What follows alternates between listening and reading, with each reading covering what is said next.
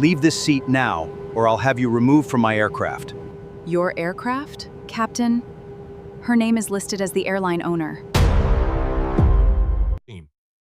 Mom, if you don't take your assigned seat, I'll have you removed before we close the door. Captain Grant Voss said it from the forward galley with one hand braced against the bulkhead, his silver bars catching the cabin light like they had been placed there to settle arguments. The passengers in first class went still enough to hear the soft pulse of the air vents. Naomi Bell stood in the aisle of Flight 284, a woman in a navy wrap coat, her hair pinned in a low coil beneath a silk scarf, holding a boarding pass that clearly read 2A. The seat in question was not occupied by mistake. It was occupied by a man in a cream sweater who had lifted his champagne glass off the console when Naomi first approached, as if protecting it from bad weather. His wife sat in 2B with a folded travel blanket across her knees and a look of practiced discomfort, the kind that asked other people to solve a problem without making her name part of it. Naomi kept her thumb on the corner of the boarding pass. The paper had softened from being unfolded twice already, first for the gate agent, then for the lead flight attendant who had glanced at it and still asked whether she was certain she had boarded the right aircraft. "This is my assigned seat," Naomi said. "Sir." Her voice was low, not because she was afraid, but because she had learned that volume became evidence faster than paper did. Her own scanner accepted it at the door. The lead flight attendant, Marcy Hale, stood half a step behind the captain with a tablet pressed to her chest. She had smiled at Naomi at first, a tight, professional smile that belonged to delays and spilled coffee, but the smile disappeared when Naomi did not step aside. "The manifest shows an operational seating adjustment," Marcy said. "We're trying to accommodate a premium family connection." "A family connection," Naomi repeated and looked at the man in 2A. He did not look back. He stirred his drink with the plastic pick and watched the ice move. Across the aisle in 1D, a college kid in a Westbridge aviation hoodie lowered one earbud. 2 rows back, a woman with a sleeping infant opened her eyes. In 3C, an older black man in a tweed cap shifted his cane away from the aisle and studied Naomi's boarding pass with the quiet attention of someone who knew documents could be asked to do more work than people. Naomi did not tell them that she had built half the passenger rights language in this airline's current service charter. She did not tell them that the stitched initials inside her coat matched the signature on the voting trust that controlled the company. She had boarded under her shortened legal name, N. Bell, because this flight was supposed to be a routine experience audit, one of 4 she had scheduled after complaints about selective upgrades and last-minute removals kept landing on her desk with the same strange phrasing. Uncooperative passenger, cabin disruption risk, refused reasonable accommodation. Those phrases had a shape. Naomi had spent 12 years learning what people hid inside smooth words. "I'm not refusing anything reasonable," she said. "I'm asking you to honor the seat I purchased and confirmed." Captain Voss looked past her toward the boarding door, where a ramp agent waited with a radio clipped to her vest. The agent's name tag read JNL. She was young, maybe 26, and she had the strained expression of someone who had already seen the document nobody wanted to mention. Her scanner still hung from her wrist by its rubber strap. Naomi noticed the small green light blinking beside the device, the kind that meant the boarding record had not yet synced out of active mode. Marcy tapped her tablet with one fingernail. "Bell, we have discretion in the cabin when a seating conflict affects departure." "There isn't a conflict," Naomi said. "There's a boarding pass and a passenger sitting in the wrong seat." The man in 2A finally sighed. "I was told I could stay here. We fly this route all the time." Naomi turned just enough to include him without making him the center. "Then someone told you wrong." His wife inhaled sharply. Marcy's shoulders lifted. Captain Voss stepped into the aisle, close enough that Naomi could smell coffee on his breath and the faint metallic scent of the cockpit, switches and warmed plastic and recirculated air. "Careful," he said. The word did not sound like advice. It sounded like a label being prepared. Naomi felt the old ache rise behind her ribs before she could stop it. Not fear exactly, memory. Her father at a rental car counter in Tulsa, setting 3 forms of identification on the laminate while a clerk kept calling over supervisors because the reservation looked unusual. Her mother whispering, "Baby, don't give them a sound they can use." Naomi had hated that lesson as a girl. She hated how useful it still was. She folded the boarding pass once along the crease that ran through her name, then unfolded it again and held it out towards Marcy's tablet. Scan it again. Marcy did not move. Janelle at the door shifted her weight. The scanner strap creaked against her glove. Captain Voss turned his head. Janelle, close boarding record and marked the seat reassigned. Janelle's mouth opened, then closed. Her eyes moved from the captain to Naomi, then to the paper in Naomi's hand. Captain, the record still shows 2A as accepted, she said. It shows accepted at threshold. No misboard flag. Marcy gave her a look so quick most passengers would have missed it. Naomi did not. It had the sharpness of a cabinet drawer shut with a hip. Close it, the captain said. Hey. Naomi's fingers tightened on the pass. It was the first order in the chain, the first place where a bad assumption became a record other people would treat as fact. She could have ended it there. One call to the board chair would have brought 3 executives onto the jet bridge before the catering truck pulled away. But a phone call would only prove who she was. It would not prove what they did when they thought she was nobody. Before she changes that record, Naomi said, I'm making a formal preservation request. Marcy blinked. A what? Naomi looked at the scanner on Janelle's wrist, then at the tablet hugged against Marcy's uniform. Preserve the boarding scan, the original seat assignment, the manual reassignment attempt, and the cabin report attached to my name. Do not overwrite it with a summary. Captain Voss gave a short laugh with no humor in it. You don't get to instruct my crew. No, Naomi said, I do get to make the request before you create the version you prefer. The older man in 3C leaned forward, his cane balanced between his knees. I heard that, he said, not loudly but clear enough for the first 3 rows. The captain's face hardened. That's enough. Document passenger interference. Janelle, call the gate supervisor. If Ms. Bell will not comply, she will be removed from this aircraft. Janelle's scanner gave a soft chirp before she touched it, a sync warning or a saved action trying to complete. Naomi watched the green light turn amber. For the first time, Marcy looked uncertain. Naomi slipped the boarding pass back into her coat pocket, where her fingers brushed the small brass luggage tag her father had carried for 30 years. She had put it there that morning as a private joke about traveling light.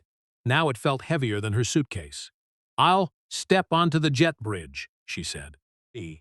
Not because your order is correct, because I want everyone here to see exactly when you made it official. Captain Voss moved aside with the brisk satisfaction of a man who believed procedure had chosen him. Marcy typed into her tablet. Janelle did not close the record.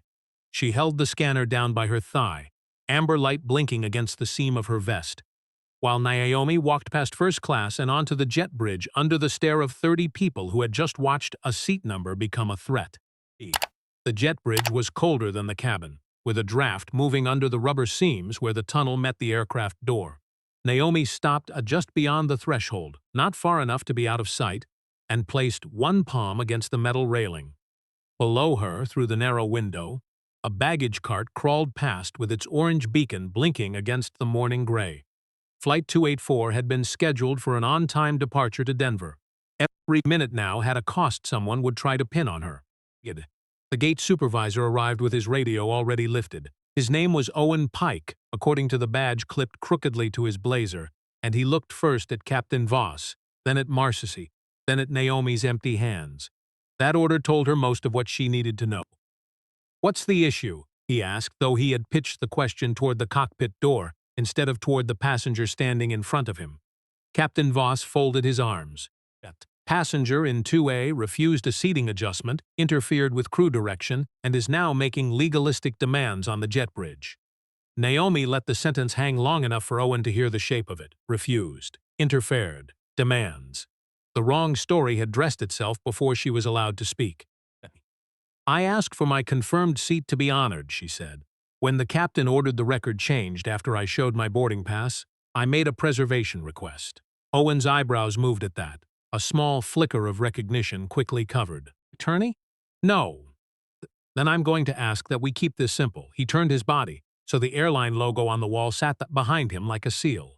Operational decisions belong to the crew. We can re-accommodate you on a later flight, or you can accept the seat assigned by the cabin team. Naomi looked through the open aircraft door. In the first row, the college kid in the Westbridge hoodie had taken his earbud fully out. The older man in 3C was watching through the gap between Marcy and the bulkhead. Janelle stood by the scanner station with both hands on the device now, her thumbs nowhere near the screen. "What seat are you saying has been assigned to me?" Naomi asked. Owen glanced at Marcy. Marcy lowered her eyes to the tablet. 14C. Naomi almost laughed, but the sound would have cost too much. 14C was not another first-class seat. It was a middle seat near the wing, one of the blocked service recovery seats held for missed connections and equipment swaps. The downgrade was not an accident. It was a message wrapped in logistics. "And the gentleman currently in 2A?" Naomi asked. "He is remaining where seated to avoid further disruption," Marcy said. "Was his boarding pass for 2A?" The question was simple enough that the jet bridge seemed to tighten around it. Owen's radio crackled with a half-heard call from another gate. Nobody answered. Inside the aircraft, the man in the cream sweater set his glass down with a click that carried farther than it should have. Owen cleared his throat. "Mom, you're focusing on the wrong part of this." "No," Naomi said, and corrected herself before the word hardened into something they could use. "I'm focusing on the part that can be checked." Janelle's fingers closed around the scanner. "His pass was 2C, she said. Marcy turned Janelle. "It was 2C, Janelle repeated, softer but steadier. "He asked if 2A was open because he and his wife wanted the pair. I told him it was occupied. Then Miss Hale came up and said she'd handle it." Marcy's face flushed above her collar. "That is not the full context. It's enough context to preserve," Naomi said. Owen stepped closer to Janelle, lowering his voice without lowering the threat in it. "Do not freelance on an active boarding event." Janelle swallowed. Her thumb hovered over the side button of the scanner. "I'm not freelancing. The device still has the threshold acceptance and the seat map before the override. It hasn't pushed final sync because the manual change hung." Naomi heard it then. The small mechanical mercy inside a broken process. The amber light was not a warning that the truth had vanished. It was a pause, a jam in the machine before someone could feed it a cleaner lie. Captain Voss came down one step from the aircraft, enough to put his shoulder into the jet bridge space. "Gate supervisor, remove her from the flight and close the door. We are not turning a departure into a seminar." The line was polished enough to sound reasonable to tired passengers. Naomi could feel impatience building behind the cabin walls. People measuring their connections against a woman they had been told was the problem. She thought of her board packet waiting in her leather tote under the seat she had never been allowed to reach. The folder marked "Kutzmar Experience," in plain black type. She had made one mistake already. She had put the only printed copy inside the aircraft, trusting that a passenger with a paid seat would be allowed to sit down before a fight began. "My bag is still at 2A, she said. Marcy's answer came too fast. "We can retrieve it after you step back into the terminal. I need it now. For safety, you can't re-enter once removed," Captain Voss said. Naomi looked at him. "You haven't removed me yet. You're trying to make me leave my property and the record at the same time." The older man in 3C lifted his cane and pressed the call button above his seat. The soft chime cut through the galley like a spoon against glass. Marcy ignored it. He pressed it again, not frantic, just patient. Owen's jaw worked. "Sir, please remain seated." "I'm seated," the man said from inside the cabin. "I'm also a witness. Her bag is under that seat, and that man put his foot against it when she asked to sit down." The man in the cream sweater jerked his shoe back. Naomi did not look away from Owen. "Retrieve my bag, preserve the scan, and write the report with the seat numbers as they existed before the attempted override. That is the simple version." Owen stared at her for a beat too long. He pointed at Janelle. "Final sync the boarding record." Janelle's eyes lowered to the amber light. Her fear was visible now, but so was the line she had found under it. "I need that instruction in the station log," she said. Marcy made a small sound, almost a gasp. Captain Voss looked at Janelle as if she had stepped out of uniform while still wearing it. Naomi felt the first real turn arrive, not victory, not even safety, but a witness deciding that the record should show who asked for the lie. On the ramp below, the baggage cart's beacon disappeared around the nose of the plane, and the jet bridge hummed around them, holding the aircraft in place. Janelle did not press the sync button. She held the scanner with both hands and waited for Owen to repeat himself where the station log could catch it. The jet bridge had no real silence, only layered machinery. The blower overhead, the muffled whine from the auxiliary power unit, the occasional thump of cargo doors below. Naomi listened to those sounds and counted her breaths, because counting kept her from saying the thing she most wanted to say. Owen clipped his radio back onto his belt. "Janelle, step aside." "Am I being relieved from boarding?" Janelle asked. The question was careful, almost too careful, but Naomi heard the training under it. A worker who asked for a status change created a mark. A supervisor who refused to name it created another. Owen's face tightened. "You're being asked to stop obstructing a departure." "I'm asking because the device is assigned to my employee number," Janelle said.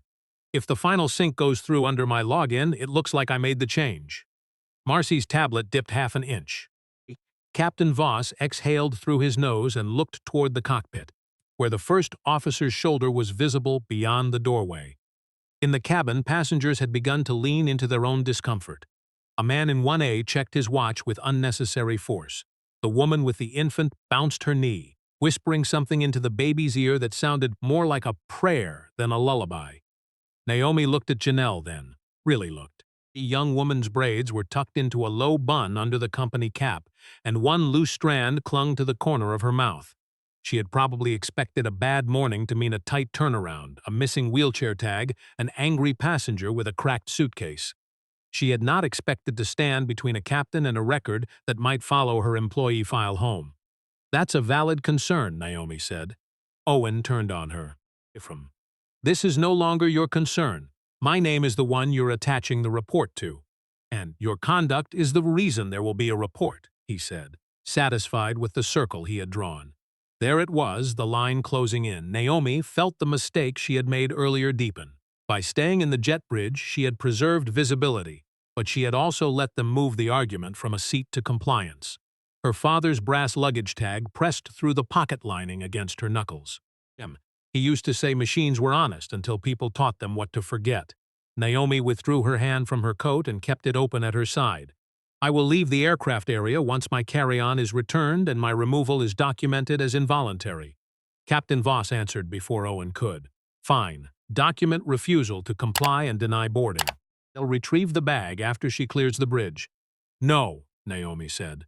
The word came out sharper than she intended. Marcy's eyes lifted. Owen's head angled slightly, the way people angled their heads when they had been waiting for a tone they could quote. Naomi caught herself, swallowed, and started again. "No, I'm not leaving my property inside a cabin where the disputed passenger is sitting over it. Ask the passenger in 2A to move his foot, have a crew member retrieve the bag in view of the door, and then I'll step back." The older man in 3C called out, "I can see the bag from here. Black leather tote. Brass tag." Naomi closed her eyes for half a breath. Not because he had helped, but because the brass tag had followed her into the room like a witness of its own. Marcy set her tablet on the galley counter and walked to 2A. "Sir, please lift your feet." Her voice had changed. It was still clipped, but it had lost the easy certainty it carried when Naomi was the only person being inconvenienced. The man in the cream sweater muttered something about missing his slot time and pulled his shoes back. He crouched, reached beneath the seat, and slid Naomi's tote into the aisle. As she lifted it, the folder inside shifted high enough for the printed tab to show. "Customer experience odd at." Marcy saw it. So did Captain Voss. The words did not reveal Naomi's ownership, not by themselves, but they changed the temperature of everyone who knew enough to be afraid of a paper trail. Owen's gaze dropped to the folder, then to Naomi's coat, then back to her face, searching for the title he had failed to ask about. Marcy carried the tote to the aircraft door. Naomi reached for it, but Marcy did not release the handle immediately. For one strange second they held the same bag between them, connected by leather straps, and a record one of them had tried to reshape. "What kind of audit?" Marcy asked. Naomi took the tote from her, the kind that starts before people know they're being evaluated. Captain Voss stepped fully into the jet bridge. "Are you representing someone?" "I'm a passenger on the flight you just removed me from." "That's not what I asked." "I know." Owen recovered first. "Mims. Bell, you are denied boarding on Flight 284 for failure to comply with crew instructions. We'll re-accommodate you after review." "Put the reason in writing," Naomi said. "You'll receive a standard notification. I'm asking for the specific reason, the original seat number, the reassigned seat number, the name of the person sitting in 2A, and the instruction to final sync under Janelle's login." Owen's mouth flattened. We don't provide internal operational details to passengers. 8. That you refused. Janelle's scanner chirped again. This time she turned the screen outward, not toward Naomi, but toward the station camera mounted above the gate door. It was a tiny movement, almost clumsy, as if she had only meant to adjust her grip. The amberscreen showed the unsynced manual reassignment, the original threshold acceptance, and the employee login still active. The station camera's red light blinked twice. Owen saw it and reached for the scanner. Janelle stepped back. That was the irreversible line. Not Naomi's removal, not the stolen seat, not the downgrade dressed up as cabin discretion. It was the moment a supervisor reached for the device that held the first clean version of the morning, and a gate agent decided her job was not worth more than the truth it contained. Owen lowered his hand, but too late. The movement had happened in front of the camera, the cabin, and the woman he still believed was only a difficult passenger. Naomi adjusted the tote on her shoulder. "Now I'll step back into the terminal," she said. She walked the length of the jet bridge with the brass tag tapping against her hip, each step carrying the bag, the folder, and the unsynced record away from the aircraft. Behind her, no one closed the door. Not yet. At the gate podium, Naomi placed her tote on the counter and kept one hand on the brass tag so it would not swing. The terminal smelled of burnt espresso, wet wool, and floor cleaner still drying in long, pale streaks near the windows. Behind the glass, 284 sat attached to the jet bridge like an animal refusing to back out of its stall. Passengers at neighboring gates had begun to look over, not openly at first, then with the frank curiosity airports made respectable. Owen followed her out with Marcy 2 steps behind him. Captain Voss stayed at the aircraft door, visible through the slanted window, his profile turned toward the cockpit, as if distance could convert his orders into neutral procedure. Janelle came last, scanner held flat against her vest. She did not meet Naomi's eyes until the terminal door clicked shut behind them. "I need your ID," Owen said. "For the written denial? For reaccommodation?" Naomi slid her driver's license across the counter. She had made a deliberate choice to use that instead of the credential card tucked in the audit folder, and now the choice felt less like strategy than pride. Her legal name was Naomi Elaine Bell. The license would show the name. It would not show the ownership trust, the emergency governance authority, or the fact that the airline's chief customer officer was supposed to be waiting in Denver with a sealed review packet at noon. Owen typed too fast. People did that when they wanted a record to exist before anyone could object to its wording. "You'll be placed on the 1140, subject to availability. My meeting is at noon." "That's unfortunate," he said with a softness so practiced it had no kindness in it. Marcy stood beside the printer, arms crossed. Her face had settled into the expression of someone replaying a scene and removing the parts that made her look small. "Monsieur, nobody targeted you. We were managing a cabin imbalance caused by a high-value customer connection. The captain has final say when passenger behavior affects safety." Naomi looked up from Owen's hands. "What behavior affected safety?" Marcy opened her mouth, then shifted. "You challenged crew authority in front of other passengers. I asked you to scan a boarding pass. You refused an accommodation. You offered a downgrade after giving my purchased seat to someone whose boarding pass was for 2C. Owen stopped typing for half a second, then continued. Gull's radio crackled. A dispatcher asked for door status on 284. Owen reached for his own radio, but before he could answer, Janelle spoke into hers. "Gate 12 holding. Boarding record unresolved. Passenger denial pending supervisor entry." Owen stared at her. "I answer operations." Janelle lowered the radio. "You were typing." It was not a joke exactly, but something close to one moved across Naomi's chest and vanished before it became relief. Janelle's hands were trembling now, not enough for Owen to call it insubordination. Enough for Naomi to see what it cost to remain accurate when everyone powerful wanted speed instead. The printer woke with a rasp. Owen tore off a page and set it face down. "This is your denial notice." Naomi turned it over. The reason line read, "Passenger refused crew-directed reseating and created departure disruption." She looked at the sentence until each word became a separate instrument. Refused. Crew-directed disruption. No 2A. No downgrade, no unsynced override, no passenger sitting over her bag. The false story had found a clean shirt. "Is incomplete," she said. "It is standard language. That doesn't make it true." Owen leaned closer. "Ms. Bell, I'm trying to keep this from becoming worse for you." Naomi almost asked him what worse meant. Police. A no-fly notation. A corporate file that would call her hostile in a tone nobody could appeal because it sounded administrative. Instead, she unzipped her tote and removed the audit folder. Her fingers hesitated on the flap. This was the moment she had tried to delay, not because she enjoyed secrecy, but because revealing authority too early often taught people to respect the badge while leaving the wound untouched. She opened only the first page. Not the trust certificate, not the board authorization. Just the cover memo on Westbridge letterhead signed by the chief compliance officer and naming Flight 284 as a live service audit. Owen read the first 3 lines. Marcy read over his shoulder. Both of them changed in small, measurable ways. Owen's hand flattened against the counter, Marcy's mouth parted, and Janelle, behind them, went very still. Captain Voss came through the terminal door. "Why is my door still open?" Naomi looked at the captain, then at the denial notice between them. She had wanted to keep the audit blind long enough to see the system behave honestly.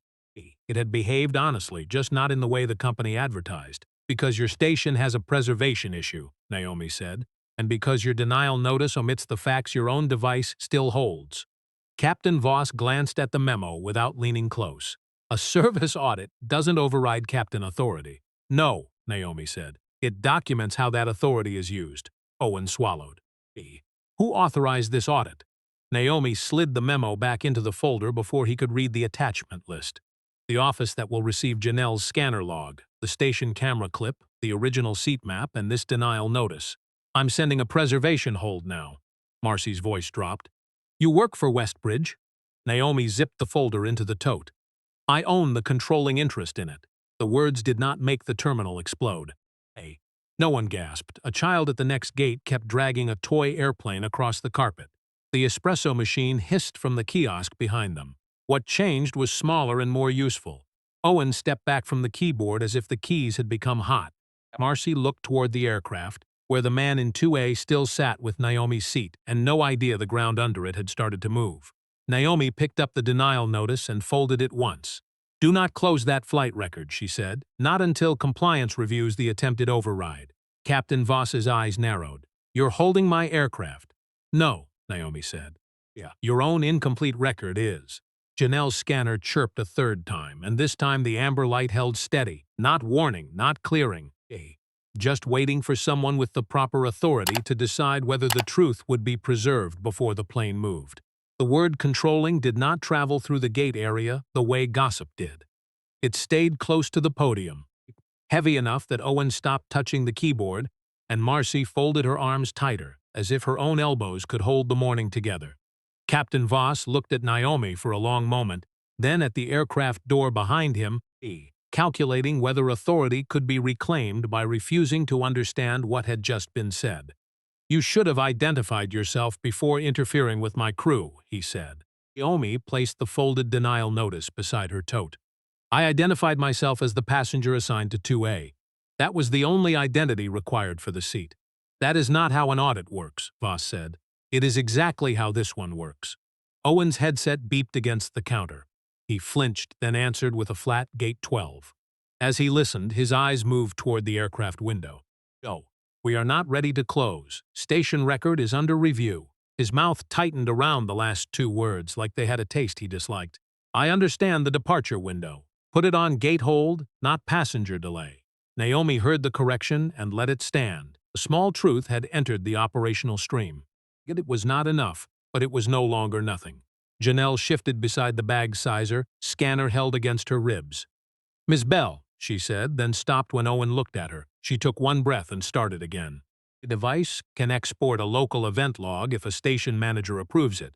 It shows the threshold scan, the attempted manual reassignment, and the login prompt after Mr. Pike told me to final sync." Owen's face went slack with anger before he arranged it back into supervision. "You need to stop talking." Naomi looked at him. "Do not retaliate against her for preserving a record." "I have not retaliated against anyone. He just warned the only employee who gave an accurate account."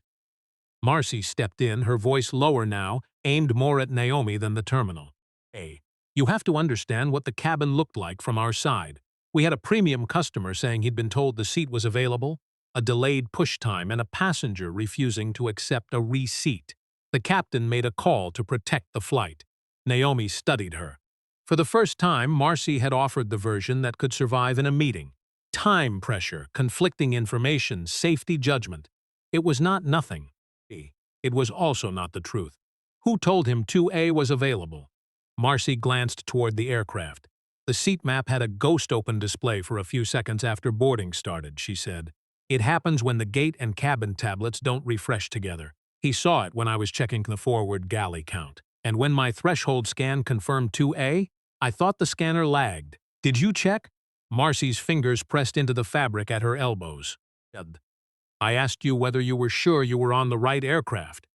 Naomi felt that answer land in a place deeper than procedure. Marcy had not said it cruelly. That made it worse in some ways. The bias had not needed a slur or a sneer. It had only needed the first doubtful question to point in one direction. Ben Voss took a step toward the podium. Even assuming there was a seat map mismatch, her refusal escalated the cabin. I will not be second-guessed on safety. Naomi opened her tote and removed a slim black phone, not the one she used for family calls, the audit device registered to the compliance office. You are not being second-guessed on safety. You are being reviewed for whether you converted a verifiable seating error into a conduct issue after the passenger requested a scan. Owen's gaze followed the phone. Contacting Westbridge Compliance Preservation Desk. That desk doesn't open until 8 Central. Naomi looked up at him. It opens when I call. She hated the way the sentence sounded after it left her mouth. Too clean, too close to the kind of line people expected in stories where power arrived and did all the work. She softened her grip on the phone and added, "They will not decide the facts from my word. They will place a hold and collect the records before anyone edits them." The distinction mattered. Janelle seemed to understand at first. Her shoulders dropped a fraction, not relaxed, just less alone. Naomi made the call on speaker only after stating the date, flight number, gate, and names of employees present. A woman named Priya from compliance answered with the clipped alertness of someone hearing a phrase she had been trained not to ignore. Naomi did not summarize the insult. She did not mention ownership first. She requested a preservation hold on the boarding device, station camera, cabin tablet, captain's departure note, denial notice, and original seat map for Flight 284. Priya asked one question. Is the aircraft door still open? Janelle looked toward the jet bridge window. Owen looked at Captain Voss. Marcy looked down at her tablet. Naomi, yes. Then do not close it until the local event log is exported or the device is secured by a station manager not involved in the incident, Priya said. I'm issuing the hold now. Captain Voss's face darkened. Compliance cannot hold my aircraft for an internal customer complaint. Priya's voice came through the phone, calm and plain. Hey, Captain, this is not being logged as a customer complaint. It is a record preservation hold involving a live audit, a denied boarding, and an alleged post-scan manual reassignment. Operational control is being notified. The gate phone rang before she finished the sentence. Owen did not pick it up. For 2 rings, everyone watched it as if the sound itself had become proof. Then Janelle reached over and pressed the speaker button with one careful finger. A dispatcher's voice from the podium. Gate 12. Operational control has placed Flight 284 on documentation hold. No door closure, no manifest finalization, and no crew narrative submission until compliance clears the event log. Naomi put her audit phone face down on the counter. The reversal had arrived, but it did not feel like triumph. It felt like machinery stopping before it crushed the wrong person. Inside the aircraft, the man in 2A stood up at last. Craning his neck toward the terminal, without knowing which part of the morning had just become larger than him. The documentation hold did not empty the aircraft. That was the first lesson the gate area taught everyone watching. Passengers stayed buckled or half-standing, phones in their hands, necks turned toward the open door, while the crew tried to keep the cabin from tipping into rumor. A hold was not a cancellation. It was not a punishment. It was a pause with paperwork attached, and pauses made people choose which version of inconvenience they wanted to believe.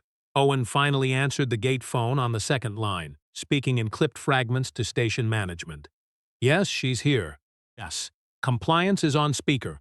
No, the record has not been finalized. He avoided Naomi's name now, as if saying it might invite another layer of authority into the call. Marcy had gone back inside the aircraft to manage the forward cabin. But Naomi could see through the window that she was not smiling anymore. She was explaining something to the man in 2A, whose cream sweater had begun to look less like confidence and more like poor camouflage. Remained on Naomi's audit phone while a station manager named Helene Cho was pulled from another concourse. "It's Bell," Priya said. "I need the device secured without transferring custody through anyone already named in the incident." Janelle lifted the scanner slightly. "I can place it in a tamper sleeve at the podium. We use them for damaged bag tag printers." Owen turned. "Those sleeves are for equipment, not investigations. They're for chain of custody," Janelle said. Her voice shook on the first word and steadied on the second. "There's a numbered seal in the drawer." Naomi watched Owen process that a gate agent knew more about preserving a device than he wanted her to. The small drawer under the bag tag printer stuck when Janelle pulled it, then released with a plastic rattle. Inside were orange seals, incident envelopes, and a pen attached to the tray with a grimy cord. Janelle placed the scanner in a clear sleeve, with the time, her employee number, and unsynced boarding event log on the label, then stopped before the seal touched plastic. "Witness," she said. The older man with the cane had come off the aircraft with help from a different flight attendant, a younger man whose name tag read Tomas. He stood just inside the terminal door, one hand on the wall, his tweed cap held against his chest. "I'll witness it," he said. "My name is Leonard Briggs. I was in 3C. Owen looked as if he might object, then saw Priya's name glowing on Naomi's phone and swallowed whatever answer he preferred. Leonard moved closer with the careful dignity of bad knees and old patience. "My granddaughter tells me to take pictures of receipts," he said to Naomi, not quite smiling. "I told her I lived 68 years without photographing paper. Turns out she may have been right." Naomi felt the corner of her mouth move despite herself. It was the first human breath she had taken since the cabin. Granddaughters usually are. Janelle sealed the sleeve. Leonard signed the label in a broad, looping hand. Naomi signed as the denied passenger, not as owner, because the distinction had become the spine of the morning. When Owen reached for the pen, Janelle glanced at Priya's voice on the phone. Priya said, "Mr. Pike may sign as present, not as custodian." Owen wrote his name so hard the pen skipped. A new problem arrived with Helene Cho. She walked fast, badge swinging, phone pressed between her shoulder and cheek, a woman in a charcoal suit with rain on the hem of her trousers. She took in the open door, the gathered passengers, the sealed scanner, Naomi's folded denial notice, and Owen's rigid posture in one sweep. Then she said the sentence Naomi had hoped not to hear. "We have a slot control issue. If this aircraft misses release, Denver rotation breaks and we strand a crew tonight." Captain Voss stepped out behind her. "Exactly. Secure whatever you need and let us go." Naomi looked from Helene to the aircraft. This was the harder pressure, the one that made bad choices sound responsible. 100 passengers had places to be. A crew had duty limits. A delay could ripple into hotels, missed connections, children waiting at arrivals. The system had innocent people inside it, and Naomi knew how easily harm to one passenger could be hidden behind harm to everyone else. "What can move without destroying the record?" Naomi asked Priya. Priya paused. "The aircraft can depart only if the manifest remains unfinalized in a protected duplicate and the denied boarding narrative is frozen. But the passenger in 2A cannot remain in a seat assigned to Ms. Bell if the audit is active and the dispute is unresolved." Helene rubbed the bridge of her nose. "So we either reseat him, reseat her, or pull both until review." "I was already denied boarding," Naomi said. Helene looked at her for the first time as a person rather than an operational event. "Do you still intend to travel?" Naomi thought of Denver, the noon packet, the executives waiting to discuss complaints that now had a face. She also thought of Janelle's employee number on the sealed sleeve and Leonard standing because he believed sitting quietly had already cost enough. If her first instinct was to get on the plane and reclaim 2A, it was also the wrong instinct. "I'll take the later flight," Naomi said. "But my denial notice gets corrected before 2184 pushes back and Janelle's status is protected in writing." Captain Voss gave a short, disbelieving sound. "You're using a departure as leverage." No, Naomi said. "I'm giving you a way to protect the passengers you keep invoking." Helene looked at Owen. "If the corrected notice. Original seat 2A, attempted reassignment to 14C, denied boarding under dispute pending compliance review. No conduct finding." Owen did not move. Helene's voice cooled. "Now, Inside the aircraft, Tomas guided the man in the cream sweater from 2A to 2C, while his wife stared at the window and folded the blanket into a square far smaller than it needed to be. The seat Naomi had paid for sat empty. Not restored to her, not stolen cleanly either. Through the glass, its untouched headrest faced the terminal like a question the company could no longer board around. The corrected notice took 9 minutes to print because Owen typed like every key had personally betrayed him. Naomi watched from the side of the podium while Helene stood between him and the aircraft door, one hand holding the sealed scanner sleeve, the other on her phone with compliance still connected. Flight 284 remained in its gate hold, not because anyone had raised their voice, but because the paperwork had finally become more powerful than the version spoken first. Owen slid the new page across the counter without looking at Naomi. Helene picked it up before Naomi could. "Read it aloud," she said. His eyes flashed. "Helene, read it aloud." The gate area around them had thinned into listening. Some passengers from nearby flights pretended to study departure boards. Leonard Briggs leaned against a column, cane planted between his shoes, refusing the chair Tomas had brought him. Janelle stood behind the bag-tag printer with her cap in one hand, the flattened hair beneath it showing the damp line where sweat had gathered. Owen read from the notice, each phrase forced through his teeth. Passenger Naomi Bell, assigned seat 2A, was denied boarding following disputed crew-directed reseating to 14C. Original threshold scan showed accepted boarding status. Denial is pending compliance review. No final conduct finding entered at gate level. Naomi heard what was still missing. The man in 2C had first occupied 2A. Marcy had failed to rescan. Captain Voss had ordered a final sync. Owen had tried to push the change under Janelle's login, but the notice no longer made Naomi the cause of the morning. Sometimes repair began with a document that stopped lying before it began telling everything. "I'll accept a copy," she said. Captain Voss stepped forward.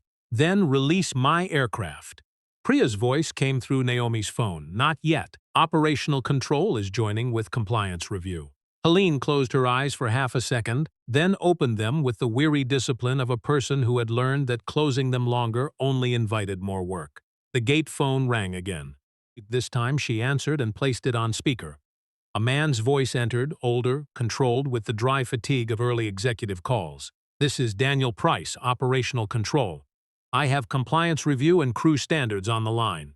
Captain Voss, confirm whether you ordered a manual reassignment after threshold acceptance."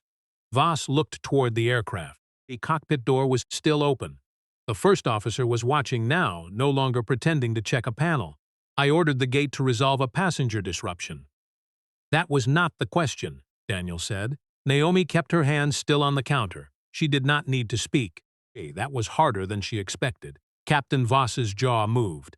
"I instructed the gate agent to close the boarding record and mark the seat reassigned." "After threshold acceptance?" Daniel asked. Voss paused long enough for the pause to become part of the answer. "Yes." A second voice, a woman from crew standards, came in. "Did you personally verify the other passenger's boarding pass before characterizing Ms. Bell's refusal as non-compliance?" Marcy had returned to the terminal door. Her eyes went to the floor. "No," Voss said. The lead flight attendant was managing cabin seating. Marcy looked up sharply, as if the sentence had shoved her into the aisle all over again. Naomi saw the transfer of weight, the old instinct of hierarchy passing blame downward while still calling itself command. Crew standards continued. "Mrs. Hale, did you verify the other passenger's boarding pass?"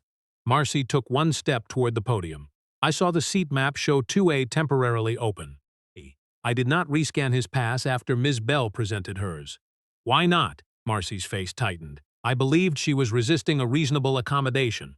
Leonard's cane tapped once against the floor. Not loud enough to interrupt, loud enough to remind everyone he was still there. Daniel Price said. Station manager Cho secure written statements from the gate agent, the assisting flight attendant, and the passenger witness before release. Captain Voss and Ms. Hale are removed from Flight 284 pending crew standards review. First officer may operate only if a replacement captain and lead are assigned within the slot window. The effect was not dramatic. No one shouted. No one was fired in a single breath. Instead, the consequence arrived with names and limits. Removed from the flight pending review. Replacement crew. 8 statements before release. It had weight because it knew what it was allowed to touch. Captain Voss stared at the speaker. "You are pulling me over a seating dispute?" Crew Standards answered, "We are removing you over an unverified manual reassignment, an inaccurate conduct narrative, and an order that would have overwritten an active boarding record after a preservation request." Marcy's hand went to the edge of the podium. For a moment, Naomi thought she might argue. Instead, she looked at Janelle, then at the sealed sleeve in Helene's hand, then at Naomi. "I should have scanned it again," she said. The words were not enough for forgiveness. They were enough for the record. Helene assigned Tomas to collect Leonard's statement and another supervisor to brief the cabin. Through the window, passengers watched Captain Voss step off the jet bridge without his hat on, followed by Marcy carrying her tablet against her chest like something breakable. The man in 2C kept his eyes on his lap while a new flight attendant placed a paper tag across the empty 2A headrest. "Hold for review." Naomi looked at the tag and felt no satisfaction in the empty seat. What she felt was the cost of making a system stop in public and the knowledge that everyone innocent inside it would remember the delay before they understood the reason. The replacement captain arrived from a reserve room 20 minutes later with a paper cup of tea and no appetite for theater. Her name was Captain Elisa Rowe, a compact woman with gray at her temples and a weathered flight bag that had probably crossed more runways than most passengers had crossed streets. She read the hold summary at the podium, asked 2 questions about crew duty time, then turned to Naomi with the plain attention no one had offered at the start. "Miss Bell, I understand you're not traveling on this aircraft," she said. "That's correct." Rowe nodded once. "Then I'll make this clean for the passengers. Seat 2A remains blocked. Passenger in 2C stays in 2C if his boarding pass matches. Cabin lead will announce an operational documentation delay, not passenger misconduct. Does compliance object?" Priya answered from Helene's phone now. "No objection." Naomi watched the new captain sign the release note with a ballpoint pen that skipped at the R. There was no grand speech, no apology delivered over the public address, no thunderclap of justice. There was only a capable person reading what existed before acting on what was convenient. The simplicity of it almost hurt. Janelle stood near the podium with her written statement folded in both hands. Helene had already placed her on protected status for the shift, which sounded reassuring until Naomi saw the way Owen avoided looking at her. Protection on paper could keep a supervisor from writing her up that morning. It could not stop coworkers from deciding she had delayed a flight, embarrassed a captain, or made herself expensive to stand beside. "You should take your break," Naomi told her. Janelle gave a short laugh. "Do 1 an hour ago, then take 2. I don't think that's in the contract." Naomi almost smiled. "No, probably not." The small exchange loosened something in Janelle's face, but only briefly. She looked toward the jet bridge where passengers were being settled again. "I keep thinking I should said something sooner." And he first sat there. "Before you had to ask 3 times. Naomi did not offer the easy absolution. Easy absolution had a way of asking the harmed person to make everyone else comfortable. "You said something before the record was gone," she said. "That matters." Janelle looked down at the folded statement. "It might still cost me." "I know." That answer landed more honestly than a promise. Naomi could protect her from formal retaliation if compliance did its job. She could not protect her from the loneliness that came after refusing a lie in front of people who preferred smooth departures. At 10:06, Flight 284 pushed back with 2A empty. The aircraft moved away from the glass in slow increments, the tow bar turning, the wingtip sliding past the rain-specked window. You see, some passengers inside looked out toward the gate. Leonard Briggs raised 2 fingers from his seat in 3C. Not a wave, exactly. More like a receipt being acknowledged. Naomi lifted her hand, then let it fall before the plane turned. The man in 2C did not look up. Helene handed Naomi a printed packet. Corrected denial notice, preservation receipt, protected status memo for Janelle, and a travel voucher Naomi had not requested. 1140 has 1 first-class seat open, she said, not 2A, different aircraft. You'll arrive after your noon meeting. My noon meeting can wait. Helene held her gaze. I'm sorry for what happened at my station. Naomi heard the phrase my station and respected it. Not enough to soften the review. Enough to separate Helene from people who apologized in fog. Your station has a culture problem around speed and deference, Naomi said. The seat map lag didn't remove me. People did. Helene absorbed that with a small nod. I'll cooperate with compliance. You'll do more than cooperate. You'll produce override rates by route, denied boarding narratives by category, and every complaint from the last 6 months that uses the phrase cabin disruption risk. Owen's head lifted from the far end of the counter. Helene followed Naomi's glance and understood. He'll be removed from gate authority pending review. Pending review, Naomi repeated. Yes, the words mattered. They were not revenge. They were a boundary with a clock attached. Naomi gathered the packet and slipped it beside the audit folder. Her father's brass tag tapped the counter once, a small dull sound under the announcements for boarding zones and baggage limits. She had won the first decision and lost the morning she came to observe. Denver would hear the story late. Janelle would walk into a break room that had already chosen sides. Leonard would have to explain to his granddaughter why his knee was swollen from standing too long. At the window, the empty space where Flight 284 had been reflected only the gate chairs and Naomi's own tired face. Justice, when it finally moved, did not give the stolen hour back. It only made the next lie harder to file. Naomi did not board the 1140 when her phone began lighting up with messages from Denver. The first came from the chief customer officer, asking whether the service audit had been delayed by weather. The second came from a board member who never texted before noon unless numbers had started moving in the wrong direction. The third was from her younger brother Marcus, who had seen a passenger's vague post about a woman being taken off a Westbridge flight and wanted to know if she was anywhere near the mess. She sat by the window across from Gate 12 with a paper cup of coffee cooling between her palms. The airport had returned to its usual performance of order. Wheels rattled over tile. A toddler cried because his banana had broken in half. 2 pilots from another airline laughed near the kiosk, their voices carrying that loose relief of people not yet involved in anyone's trouble. Naomi stared at Marcus's message until the letters softened. "You good, Nomi?" The family nickname reached past the owner, the auditor, the woman who had learned how to make records hold still.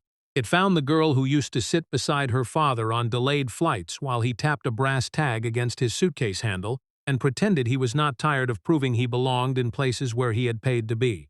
She typed, "I'm okay." A long story. Then she erased it. Okay was not false, but it was not honest enough for a brother who knew the pauses between her words. Before she could answer again, Leonard Briggs approached with Tomas at his side. The younger flight attendant had found him a wheelchair, though Leonard appeared to be treating it as a suggestion rather than a seat. His tweed cap rested on his knee, and his cane lay across the chair like a guardrail. "My granddaughters say I'm not allowed to miss my connection and pretend it was noble," Leonard said. Naomi stood. "Is your knee all right?" "It has been giving unsolicited opinions since 1999. He nodded toward the chair beside her. "May I?" Tomas helped him settle, then stepped back with the awkwardness of a worker who wanted to do more than his role allowed. Mr. Briggs gave his statement. "I added mine about the bag and the call button." He hesitated. "I also told them Ms. Hale ignored the chime twice." Naomi looked at him more closely. Tomas was young, maybe early 30s, with tired eyes and a safety pin holding one side of his name tag where the clasp had broken. He had been nearly invisible during the first half of the morning, moving water cups and managing passengers while louder people made decisions. "Thank you," she said. He shifted his weight. "I should have come forward sooner." Leonard made a small sound. "It seems to be the sentence of the day." Tomas flushed, but Leonard's tone held no cruelty. Naomi sat back down and let the silence after it do its work. The repair had begun to reveal its second cost. People discovering the exact moment they had chosen comfort over interruption.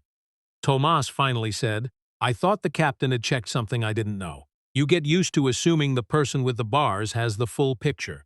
"That assumption is part of the picture," Naomi said. He nodded once, as if he would rather carry the sentence than answer it. Across the gate, Helene spoke with 2 station employees near the printer. Owen was gone from the podium.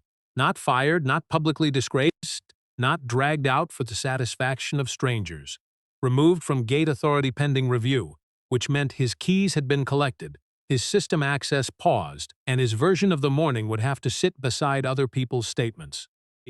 It was less cinematic than punishment and more useful than outrage. Janelle came out of the employee corridor 15 minutes later without her cap. Her braids had been smoothed back, but her eyes were red in a way that made Naomi look away first. Not from discomfort, from respect. Some moments did not need an audience. Helene walked beside her with a folder. Miss Carter will be reassigned to documentation support for the remainder of the shift, with no loss of pay and no passenger-facing duties while statements are collected, Helene said. I've put the protection memo into the station log and copied compliance. Janelle held herself very straight. Well, I'm not hiding. No, Naomi said. You're not being left alone at the same podium where it happened. That distinction seemed to reach her. Janelle looked toward Gate 12, then toward the window where Flight 284 had been. I keep thinking about the button, she said.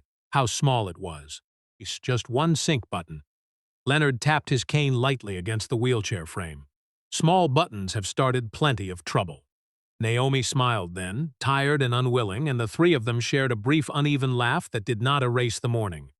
It only proved the morning had not taken every ordinary sound from them. Her phone buzzed again.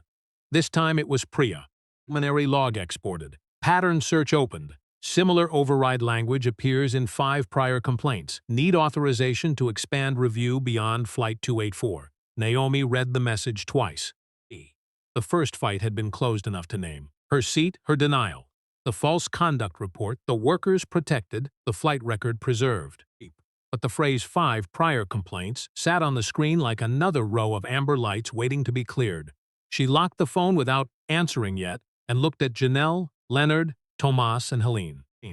The next decision could not be made for the sake of one empty seat. Naomi answered Priya from the quiet end of the gate area after Leonard had been taken toward his connection and Janelle had gone with Helene to make a second statement. Authorize expanded review, she typed. Preserve related complaints, override logs, downgrade records, and denial narratives. Notify legal that customer remedies may be required. Then she added one more line before she could talk herself out of it. Include witness protection review for frontline employees who challenged inaccurate records. The 1140 boarded without ceremony. Naomi took 1D because 2A was not available on that aircraft, and because she no longer trusted herself to make a symbol out of a seat. When the flight attendant scanned her pass, the device gave a clean green chirp. The sound touched a bruise she had not expected. She stood in the aisle a moment too long, looking at the tiny light, until the attendant asked, gently, Mims, are you all right? Naomi almost said yes out of habit. Instead, she said, I will be, and moved aside before anyone had to squeeze past her. Denver received her late, and the meeting that had been scheduled for noon became 3 meetings over 2 days. The final review did not end with one person destroyed for everyone else's relief. Captain Voss was removed from line duty during investigation, then resigned before a crew standards hearing after the cockpit and gate records confirmed he had ordered a post-scan reassignment without verifying the passenger's right to the seat. Marcy Hale was suspended, then returned only after retraining and a 6-month probation that barred her from lead cabin duty. Gowan Pike lost gate supervisor authority and was transferred out of passenger operations after the station review found he had attempted to push an override under Janelle's login. The company paid restitution to Naomi as a passenger, then published a public correction that did not name her ownership and did name the conduct. Improper removal after confirmed boarding, inaccurate denial language, and failure to preserve a disputed record until challenged. The man from 2C received no public shaming. His loyalty status was reviewed, his account was warned for misrepresentation at boarding, and the airline removed the quiet perk that had let premium passengers pressure crews into courtesy swaps without a documented request. The larger audit took 4 weeks. Priya's team found 5 earlier complaints with the same soft phrases. Cabin disruption risk, refused reasonable accommodation, reassigned to preserve departure integrity. 3 involved black passengers. 1 involved a Latino father traveling with medical equipment for his son. Another involved an older white woman whose disability accommodation had been treated as a seating preference once a higher status customer wanted her aisle seat. The pattern was not identical, which made it harder to dismiss and harder to repair. Westbridge rewrote the manual reassignment policy, required a second scan before any premium cabin downgrade, built a locked duplicate of threshold boarding records, and created a human appeal path that had to be offered before a conduct label could attach to a passenger file. Janelle Carter did not become a mascot for company courage. Naomi made sure of that. She received back pay for the 2 shifts she missed during review, a written commendation that named record preservation rather than attitude, and a transfer option she chose for herself. When she moved into documentation quality 6 weeks later, she sent Naomi one email with no grand language, only, "I still hear the scanner sometimes, but now I know what the sound means." Naomi kept that email in a folder separate from board materials. Ethan. She also called Marcus after the first board vote and told him the long story from the beginning, including the part where she had almost waited too long to reveal the audit and the part where she hated needing ownership to make people listen. Marcus listened, then said, "Daddy would've asked whether the seat was comfortable once you got it back." Naomi laughed until she had to press the phone against her shoulder and wipe her eyes with the heel of her hand. On the last Friday of the review, Naomi returned to the Tulsa airport where her father's old rental car story had lived in her family like a song nobody liked but everyone remembered. Westbridge had no hub there, only 2 gates and a shared counter that smelled of printer toner and cinnamon from the kiosk nearby. She stood by the window with his brass luggage tag looped around the handle of her tote, watching a gate agent scan a boarding pass for an older woman with a walker. The device chirped green. The agent looked at the screen, then at the woman and said, "You're all set for 3C, Ms. Eves. Take your time." Naomi did not know if the new policy had caused that moment or if the agent would have done it right anyway. She let herself keep the uncertainty. Justice did not need to take credit for every decent thing in order to matter. Her phone buzzed with a message from Priya. New claimant came through the appeal portal. Different route, different issue. Wheelchair assistance marked declined after passenger says no one arrived. Same station software, not same crew. Do you want the file? Naomi looked back at the window.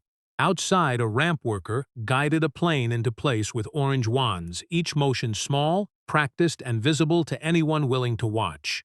She touched the brass tag once, saved Priya's message, and walked toward the counter where the next record was waiting to be read.